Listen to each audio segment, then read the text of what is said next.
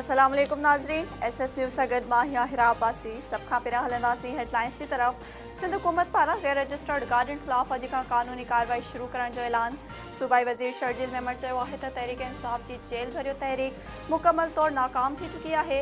ॿियनि खे जेल भरियो जो मशवरो ॾींदड़ शख़्स पंहिंजे ॿारनि जी बि गिरफ़्तारी ॾियारे। PTI अॻवान फवाद चौधरी चयो आहे त पंजाब ऐं खैबर पख्तूनख्वा जूं असेंबलियूं बहाल कयूं वयूं त वॾा वज़ीर उन्हनि खे ॿीहर तोड़े छॾींदा। असेंबलियूं बहाल करण लाइ आइन ख़तमु करणो पवंदो।